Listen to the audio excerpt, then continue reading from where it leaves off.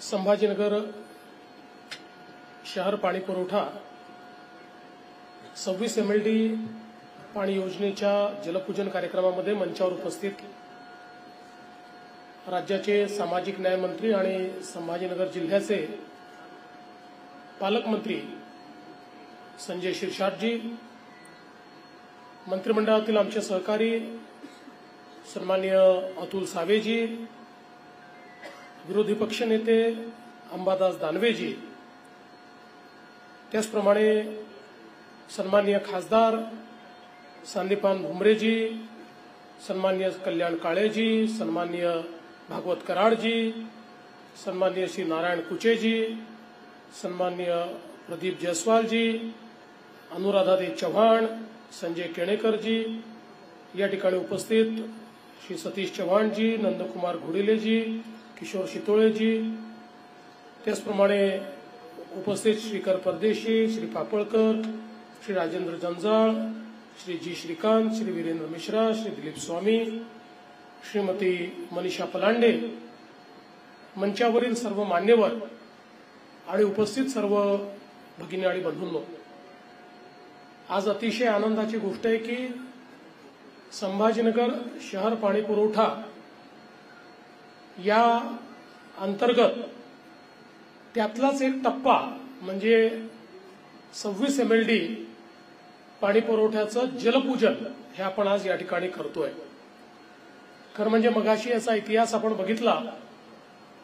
2019 साली संभाजीनगर शहराला नीट सुरळीत पाणी पुरवठा व्हावा या दृष्टीनं आपण साधारण 2050 सालापर्यंतचा विचार करून संभाजीनगरची पाणी पुरवठा योजना सुरू केली होती आणि जवळपास त्या ठिकाणी 1800 कोटी रुपयाची ही योजना त्याला मान्यता दिली।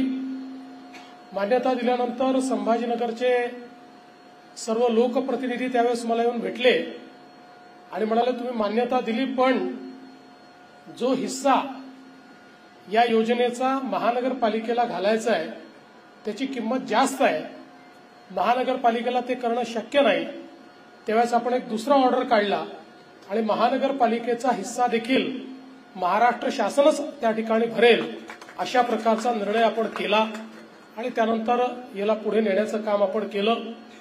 मध्यंतरी काही वेगळे निर्णय देखील झाले, महानगरपालिकेचा हिस्सा महानगरपालिकेनेच भरावा असाही काही निर्णय झाला, पण ठीक आहे, त्याच्यामध्ये आपण जाण्याचं कारण नाही।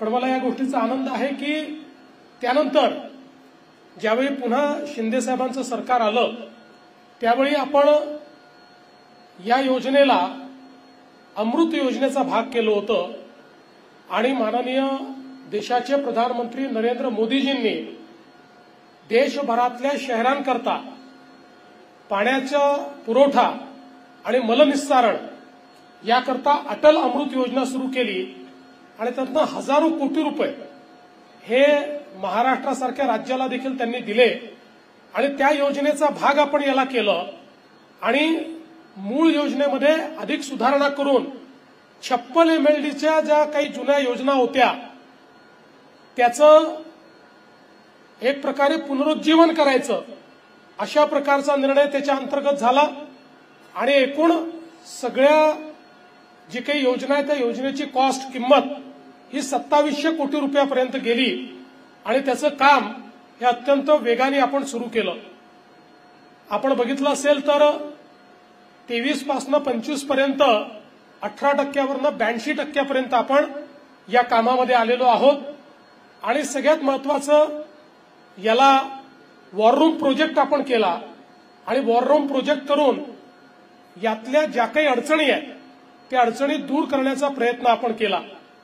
मी आपल्या संभाजीनगर महानगरपालिकेचे आयुक्त असतील श्रीकांत आणि आपल्या महाराष्ट्र जीवन प्राधिकरणची टीम असेल या सगळ्यांचं या ठिकाणी निश्चितपणे अभिनंदन करेन की खूप अडचणींचा सामना करत करत अडथळ्याची शर्यत पार पाडत ही योजना इथपर्यंत पोहोचलेली आहे आणि दरम्यानच्या काळामध्ये आमच्या सगळ्या लोकप्रतिनिधींनी खूप शिव्या देखील खाल्ल्या पण याचा चांगला पाठपुरावा केला आणि दरवेळेस शिंदे साहेबांकडे माझ्याकडे बैठकांवर बैठका याच्या झाल्या आणि आज अतिशय चांगल्या स्थितीमध्ये आपण पोहोचलो.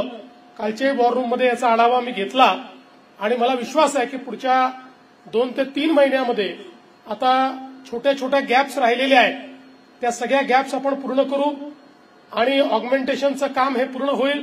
डिस्ट्रीब्युशनमध्ये आता जसं सांगितलं की 56 आपल्याला ESR तयार करायचे आहेत, त्यापैकी 30 पर्यंत आता आपण पोहोचू. कालांतराने इतरही सगळे त्या ठिकाणी पूर्ण होतील आणि हे पूर्ण झाल्यानंतर संभाजीनगर सारख्या शहराला त्या ठिकाणी पुढचे 25-30 वर्ष जी काही अपेक्षित लोकसंख्या आहे त्या लोकसंख्येला अपेक्षित पाणी पुरवठा म्हणजे ज्याला आपण 365 दिवस आणि 24/7 म्हणजे शाश्वत पाणी पुरवठा म्हणतो, अशा प्रकारचा पाणी पुरवठा हा आपल्याला देता येईल.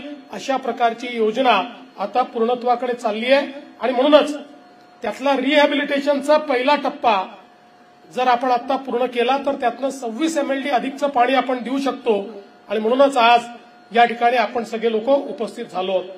मला हेही सांगितलं पाहिजे की आता जो काही महानगरपालिकेचा 800 कोटी रुपयाचा हिस्सा आहे तोही आपण हुडकोच्या माध्यमातून महानगरपालिकेला उपलब्ध करून दिलाय. पुढच्या महिन्याभरामध्ये त्याचं सगळं सायनिंग होईल आणि ते पैसे देखील उपलब्ध होतील. त्यामुळे महानगरपालिकेच्या हिस्स्याची चिंता आता उरलेली नाही आणि म्हणून मध्यंतरीच्या काळात श्रीकांत वगैरे सगळे चिंतेमध्ये होते की साहेब 800 कोटी रुपये झाले पण उरलेले 2700 आहेत, उरलेले पैसे कुठनं येणार. तर आता त्याचीही चिंता उरलेली नाही, तेही पैसे हे पूर्णपणे त्या ठिकाणी आपण उपलब्ध करून दिलेले आहेत. मला विश्वास आहे की आता उरलेली योजना ही वेळेमध्ये पूर्ण होईल. खूप अडचणी या योजनेमध्ये आल्या आणि काही सुरूस आणि चमत्कारिक कथा देखील तयार झाल्या, कारण योजना ज्यावेळेस डिझाईन झाली त्यावेळेस राष्ट्रीय महामार्ग वेगळीकडे होता, मग राष्ट्रीय महामार्ग झाला त्याच्या खाली मध्यभागी योजना आली. अशा अनेक अडचणींचा सामना करत करत पण आज ही योजना आता टप्प्यामध्ये आलेली आहे आणि मला विश्वास आहे, सांगू ना पुढच्या 3 महिन्यात. श्रीकांत का मॅडम कुठे गेल्या? होणार ना? सांगू नक्की. शिवा रेड्डी बोल दूं मैं? हाँ नहीं, ये तो चालू होगा भाई. पूरी योजना कब चालू होगी? है बिल्कुल दिसंबर तक खत्म करो उसको. डिसेंबर पर्यंत ही योजना कंप्लीट करायची आहे. जरा त्याच्याकरता पूर्ण ताकद लावा आणि ही योजना आता राहिलंच काय, फार कमी गॅप्स राहिल्यात तुमच्या, छोट्या छोट्या गॅप्स आहेत, त्याला पटापट पूर्ण करा आणि पुढच्या 3 महिन्यामध्ये ही योजना डिसेंबर पर्यंत आपल्याला कशी करता येईल अशा प्रकारचा प्रयत्न हा आपण निश्चितपणे करूया. आज आपल्याला कल्पना आहे की संभाजीनगर हे महाराष्ट्राचं एक अत्यंत महत्वाचं शहर झालं आहे. छत्रपती संभाजीनगर जिल्हा हा आपलं मॅन्युफॅक्चरिंग हब म्हणून आता उदयास येतोय, हा आपला EV हब म्हणून उदयास येतोय.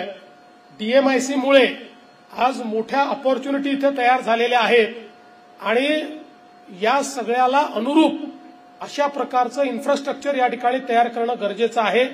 मला या गोष्टीचा आनंद आहे की आपल्या सगळ्या लोकप्रतिनिधींनी एकत्रित येऊन आणि महानगरपालिका, पोलीस विभाग सगळ्यांनी एकत्रित येऊन मोठ्या प्रमाणात अतिक्रमण निर्मूलनाची मोहीम या ठिकाणी हातामध्ये घेतली आणि त्यातनं शहराला चांगलं करण्याचा प्रयत्न आपला आहे. ठीक आहे, त्याच्यात काही अडचणी असतील तर त्याही दूर करू. त्याच्याकरता काही तुम्हाला ऍक्विजिशन किंवा बाकी गोष्टींकरता जर काही निधी लागला, कामाकरता जो निधी लागेल तोही आम्ही तुम्हाला निश्चितपणे उपलब्ध करून देऊ. पण मला असं वाटतं की शहराचा चेहरा बदलण्याकरता आज प्रशासन आणि लोकप्रतिनिधी एकत्रित येऊन काही स्ट्रॉंग अशा प्रकारचे निर्णय करतायत, ही पण आनंदाची गोष्ट आहे. त्यामुळे जरूर त्याला जो काही पाठिंबा द्यायचा असेल तो आम्ही राज्य शासन म्हणून मी असेल, शिंदे साहेब असतील किंवा अजितदादा असतील, आमचा पाठिंबा हा तुम्हाला निश्चितपणे त्यामध्येही प्राप्त होईल. या शहराला एक चांगलं स्वरूप देण्याकरता आम्ही निधीची कमतरता पडू देणार नाही हा विश्वास आपल्याला देतो. पुन्हा एकदा 26 MLDचा हा प्रकल्प आता पुनर्स्थापित होऊन संभाजीनगरकरांकरता रुजू होतोय, त्याबद्दल छत्रपती संभाजीनगरच्या सर्व नागरिकांचं मी मनपूर्वक अभिनंदन करतो, सर्व लोकप्रतिनिधींचं अभिनंदन करतो आणि मला आपण निमंत्रित केलं त्याबद्दल आपले आभार मानून माझे 2 शब्द संपवतो. धन्यवाद. जय हिंद, जय महाराष्ट्र.